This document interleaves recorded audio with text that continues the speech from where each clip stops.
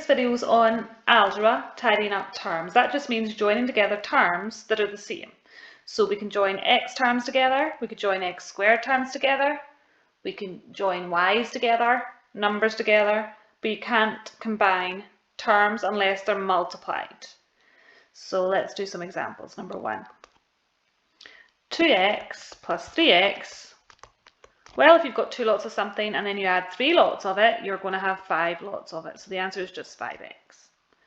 Second example, we have 3a plus 4b minus a plus 2b. Remember in algebra, we don't put the number 1 in. So minus a just means minus 1a. So the minus belongs to the a when you're joining them together. So we're going to give an A answer and a B answer and set them beside each other. So 3a subtract a is 2a, 4b plus 2b is 6b, and it's positive, so we're going to write plus 6b. And that's us done. We can't tidy it up any further than that because we can't combine different letters together when we're adding or subtracting. Okay, number 3. 5p take away q plus 4 plus 3q. Okay, we've only got 5p, so it can't be joined with anything else. Our q's, we've got minus 1q plus 3q. Minus 1 plus 3 is 2, and it's a positive 2, so you'd write plus 2q. And then the 4 can't be joined in with anything else. It's a number on its own with no letters. So our final answer is 5p plus 2q plus 4. Fourth example, 4w minus 6 plus 5. 4w plus 2w is 6w, minus 6 plus 5 is minus 1, so the answer is 6w, subtract 1. And our final example, 6x squared plus 10x minus 10 plus 2x squared minus 3x. So that gives us 8x squared, because we've got 6x squared plus 2x squared. Then if we look at our x's next, 10x take away 3x is 7x, and we've got the minus 10. So 8x squared plus 7x minus 10. So tidying up terms just means gathering together terms that are the same type.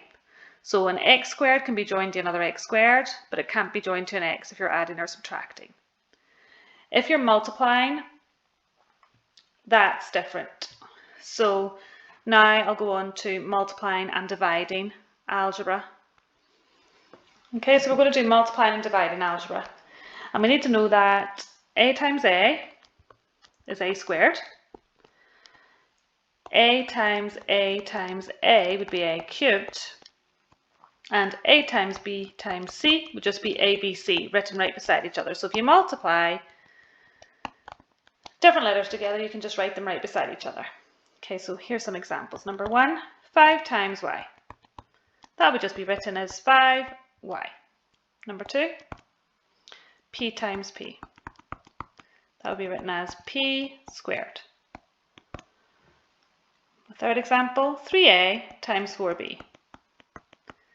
Right, multiply the numbers first, so 3 4s are 12. A times b is just ab, so the final answer is 12ab. Number 4, 12pq divided by 4p. We can write this as a fraction to make it easier.